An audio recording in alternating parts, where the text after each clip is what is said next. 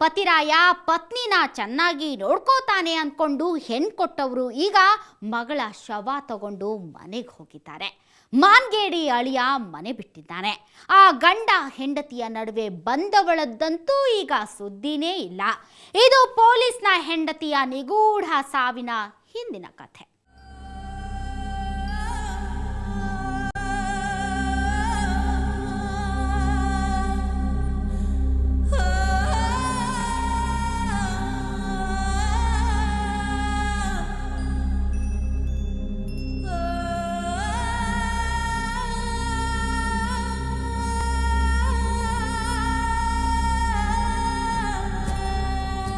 ಪೊಲೀಸನಿಗೆ ಪತ್ನಿಯಾಗೋದಕ್ಕೆ ಎಲ್ಲರೂ ಒಪ್ಪೋದಿಲ್ಲ. ತುಂಬಾ ಜನ ತಂದೆ ತಾಯಿ ಕೂಡ ಪೊಲೀಸ್ ಇಲಾಖೆ ಒಂದು ಬಿಟ್ಟು ಬೇರೆ ಯಾವುದಾದ್ರೂ ಸರ್ಕಾರಿ ನೌಕರಿಲಿರೋ ಹುಡುಗ ಸಿಕ್ಕರೆ ಮಗಳ ಮದುವೆ ಮಾಡ್ತೀವಿ ಅಂತಾರೆ. ಹಂಗಿದ್ದು ಅವರು ಮುದ್ದಿನ ಮಗಳನ್ನ ಪೊಲೀಸ್ ಅಪ್ಪನ ಕೈಗಿಟ್ಟಿದ್ರು. ಅಳಿಯ ಒಬ್ಬನೇ ಅಲ್ಲ, ಅವನ ಮನೆಯವರೆಲ್ಲ ಖಾಕಿ ತೊಟ್ಟವರು ಅನ್ನೋ ವಿಷಯನೇ ಅವರಿಗೆ ಹೆಮ್ಮೆ ಅನ್ಸಿತ್ತು. ಇಲಾಖೆಯಲ್ಲಿರೋ ಅಣ್ಣಂದಿರೆಲ್ಲ ಚೆನ್ನಾಗಿದ್ದಾರೆ, ನಮ್ಮ ಅಳಿಯಾನು ಮಗಳನ್ನ ಸುಖವಾಗಿಡ್ತಾನೆ ಅನ್ನೋ ನಂಬಿಕೆ ಒಂದೇ ಆ ಹುಡುಗಿಯ ಮದುವೆ ಮಾಡಿಸಿತ್ತು. ಆದ್ರೆ ಆ ನಂಬಿಕೆಗೆ ಯಾವತ್ತೋ ಬೆಂಕಿ ಬಿದ್ದಾಗಿತ್ತು. ಈಗ ಮಗಳ ಬದುಕಿಗೂ ಕೊಳ್ಳಿ ಇಡೋ ಕಾಲ ಬಂದಿದೆ. ನತದೃಷ್ಟ ಹೆಣ್ಣು ಮಗಳು ಸತ್ತೋದ್ಲು. ಪೊಲೀಸನ ಹೆಂಡತಿ ಹೆಣಬಾದದ್ದು ಬೆಂಗಳೂರಿನ ಕಗ್ಗಲಿಪುರದಲ್ಲಿ. ಆಕೆ ಹೆಸರು ಪುಷ್ಪಕುಮಾರಿ.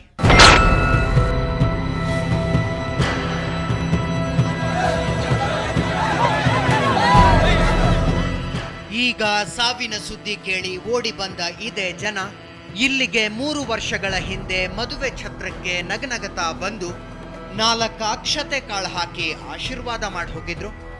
ಆವತ್ತು ಎಲ್ಲರೆದುರು ಈಕೆಯ ಕೈ ಹಿಡಿದವನ ಹೆಸರು ಕಾಂತರಾಜು.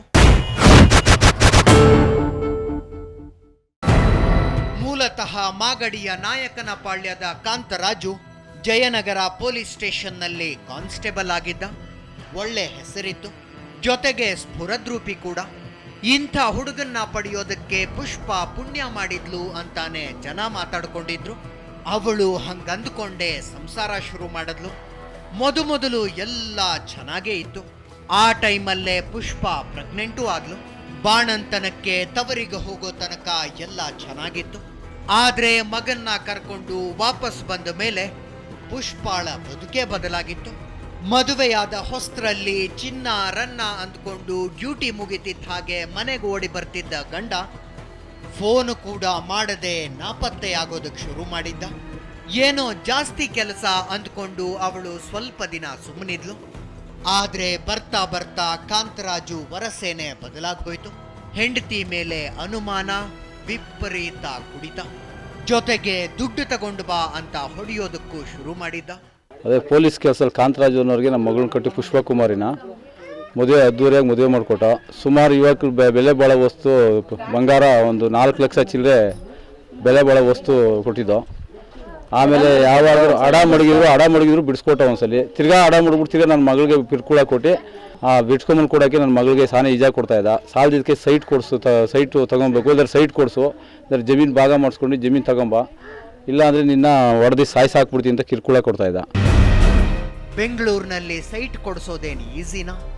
ಅಲ್ಲದೆ ಪುಷ್ಪಾಳ ಹಿಂದೆ ಇನ್ನೂ 2 ಹೆಣ್ಣು ಮಕ್ಕಳು ತವರು ಮನೆಯಲ್ಲಿದ್ರು.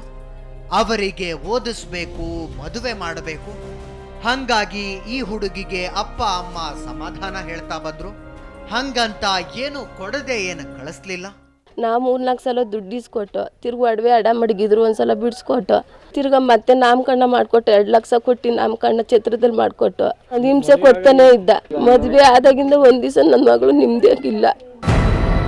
ಧನದಾಹಿ ಗಂಡನಿಗೆ ಕಂಡ ಹುಡುಗಿಯರಿಗೆ ಗಂಡಸ್ತನ ತೋರಿಸೋ ಚಟ ಇದೆ ಅಂದ್ರೆ ಯಾವ ಹೆಣ್ಣು ತಾನೇ ಸಹಿಸ್ಕೋತಾಳೆ?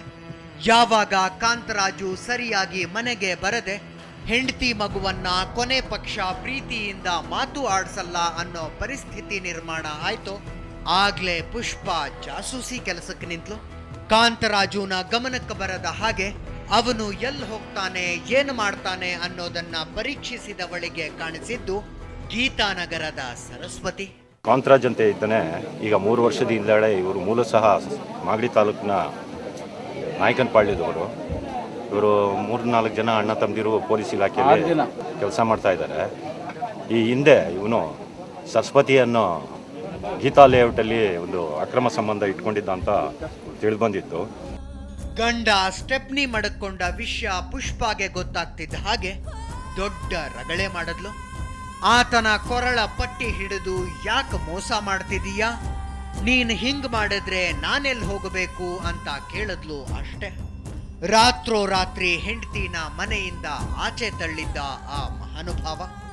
ಆವತ್ತೇ ಈಕೆ ಈ ಗಂಡನೂ ಸಾಕು, ಅವನ ಜೊತೆಗಿನ ಸಂಸಾರನೂ ಸಾಕು ಅಂತ ನಿರ್ಧರಿಸಿ ಬಿಟ್ಟಿದ್ರೆ ಇವತ್ತು ಇಂಥ ದುರಂತ ನಡೀತಿರ್ಲಿಲ್ವೇನು? ಆದ್ರೆ ಅವಳು ಪರನಾರಿ ಪ್ರಿಯಕರನನ್ನ ಬದಲಾಯಿಸಿ ಆತನ ಜೊತೆ ಸಂಸಾರ ಮಾಡ್ತೀನಿ ಅಂತ ಬಂದ್ಲಲ್ಲ, ಅಲ್ಲೇ ಎಡವಟ್ಟಾದದ್ದು. ಅದ್ಯಾಕೆ ಈ ಗಂಡಸರು ಮನೇಲಿರೋ ಮಡದಿನ ಮರೆತು ಮತ್ತೊಬ್ಬ ಹೆಂಗಸರ ತೆಕ್ಕೆಗೆ ಜಾರ್ತಾರೋ ಗೊತ್ತಾಗಲ್ಲ. ಈ ಪೊಲೀಸಪ್ಪ ಅಂತಹ ಪಾಪದ ಕೆಲಸ ಮಾಡೋರ್ನ ಎಳ್ಕೊಂಡ್ಬಂದು ಬುದ್ಧಿ ಹೇಳೋ ಸ್ಥಾನದಲ್ಲಿದ್ದ. ಆ ಕೆಲಸನೂ ಮಾಡಿದ್ನೇನೋ, ಆದರೆ ಈಗ ಅವನೇ ವಂಚಿಸಿದ್ದ. ಅದು ಅವನ ಮೇಲಧಿಕಾರಿಗಳ ಗಮನಕ್ಕೆ ಬರಲಿಲ್ವಾ? ಅಲ್ಲಿ ನಡೆದಿದ್ದೇನು ನೋಡೋಣ ಒಂದು ಬ್ರೇಕ್ನ ನಂತರ.